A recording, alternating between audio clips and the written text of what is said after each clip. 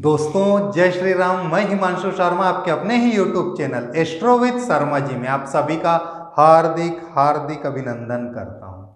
आज का हमारा विषय वस्तु है, क्या आप माला के बारे में यह जानते हैं।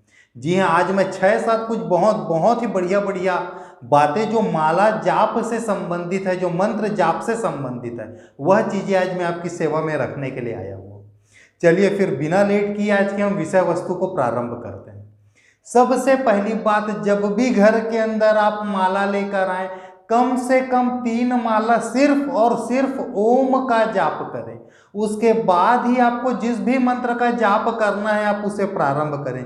सबसे पहले हमें उस माला को एक्टिवेट करना रहता है, और माला को एक्टिवेट करने के लिए सबसे अच्छा मंत्र है ओम।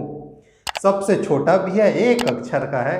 3 माला कम से कम, अधिक से अधिक आप उसको जहां तक ले जाएं, उसके बाद ही आप जाप करना चालू करें। सबसे पहला और सबसे प्रमुख बात। नंबर 2, माला जाप करते समय कभी भी सुमेरु को क्रॉस करके माला जाप ना करें। जो बोलना चाह रहा हूं उसको आपको समझाता हूं। देखिए, सामान्यतः किसी माला में 108 मनके होते हैं, 108 दाने होते हैं। उसके बाद 109वां दाना भी होता है, जो अलग से जो उस माला के सेंटर पॉइंट को दिखाता है, या बोलूँगा तो आपको समझ में आएगा। उसमें कुछ धागा जैसा, कुछ रेशा जैसा भी निकला रहता है, उसे हम कहते हैं सुमेरु।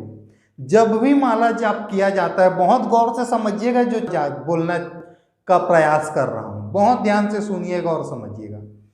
आप सपोज पहले मनके से माला जपना चालू किए, मैं राम राम राम, हम इस मंत्र का जाप प्रारंभ किए। पहले मनके से पहुंचते पहुंचते हम कहाँ पहुंच गए, आखिरी मनके में 108 नंबर के मनके में हम पहुंच गए। अब आपको क्या करना है, अब आपको उसका दूसरा माला भी यदि जाप करना है, राम राम राम, तो उस 108वें मनके से चालू करके फिर आपको पहले मनके में आना है। आपको 108वें मनके को क्रॉस करके पहले मनके में नहीं जाना है। 108वें मनके को आप क्रॉस करके पहले मनके में आ गए, और पहले मनके से आप फिर राम नाम का जाप करना चालू किए। ऐसा नहीं करना है।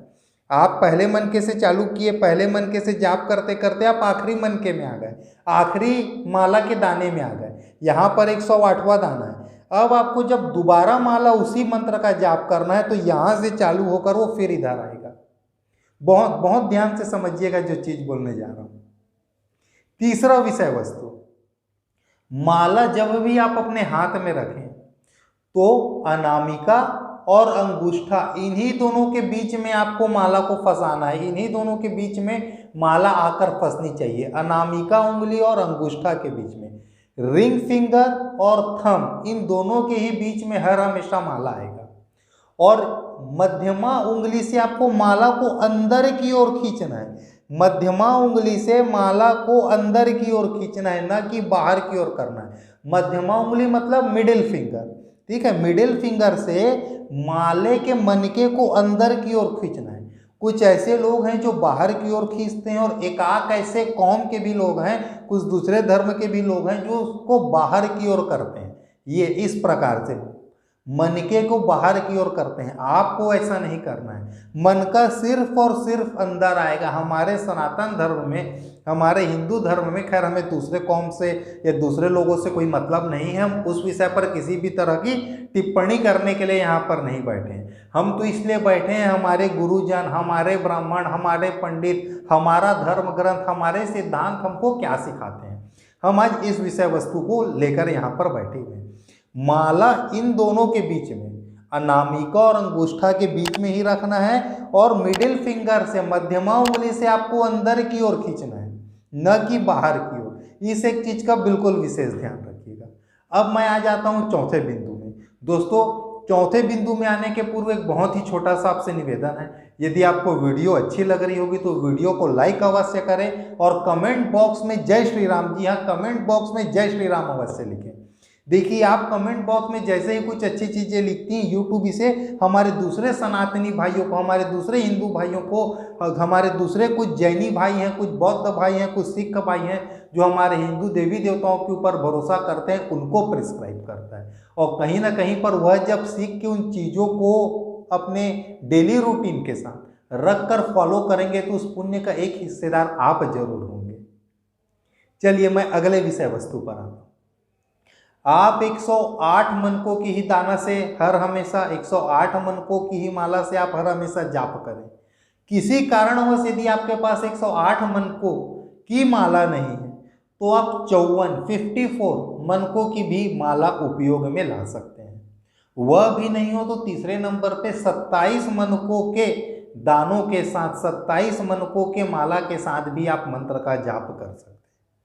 यह 3 के अलावा चौथे तरह की माला का उपयोग ना करें जब तक आपका कोई बहुत ही विश्वसनीय व्यक्ति और जानकार आदमी आपको प्रिस्क्राइब न करे।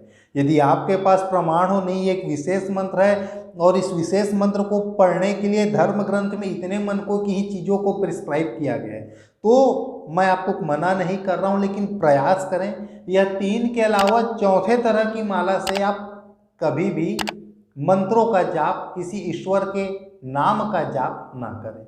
उस 108 मनकों के पीछे में भी बहुत बड़ा तर्क है। मुख्यतः हमारे 27 नक्षत्र होते हैं और उन सारे नक्षत्रों का जो है 4-4 चरण होता है।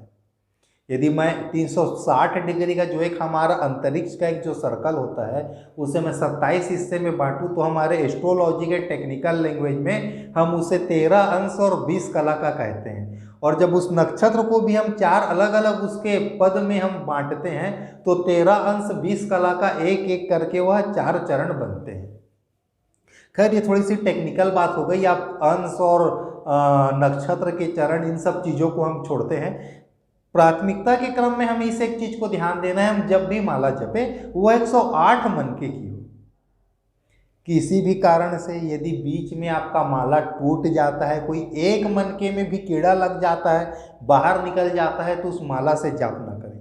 मैं यह नहीं बोल रहा हूँ कि आप उस 108 मनके का दाना है, एक मन का खराब हो गया तो आप बाकी 107 को भी जल में ठंडा कर दीजिए, ऐसा नहीं बोल रहा हूँ। 107 मनकों को रहने दीजिए, एक और मन का बाहर से खरीद के लाएं, एक और दाना बाहर से खरीद के लाएं, उसको फिर से 108 का बुथवा लें और बुथवाने के बाद ही आप मंत्रों का जाप करें। एक और बहुत ही महत्वपूर्ण बात मैं आपके सामने रखने जा रहा हूँ। हर एक मनकों के बीच में गठान होना बहुत जरूरी है। हर एक मनकों के बीच में गठान होना, एक मन का फिर गठान, फिर दूसरा मन का, फिर गठान, फिर तीसरा मन का। कुछ लोग ऐसे मालों से जाप करते हैं जिसमें 108 मोतियां, 108 दाने लगातार लगे रहते हैं, बीच में गठान नहीं होता है। 2 दानों के बीच में हर हमेशा गठान होना चाहिए। आपको उसी माला से ही जाप करना है, ठीक है। यह 6-7 कुछ बहुत ही आवश्यक चीजें थी जो मैं आपकी सेवा में आज रखने के लिए आया हुआ था। आज के लिए आप सभी मुझे इजाजत दें। अगले कार्यक्रम में फिर एक नए विषय वस्तु के साथ मैं आपकी सेवा में हाजिर होऊंगा। आज के लिए जय जय श्री राम।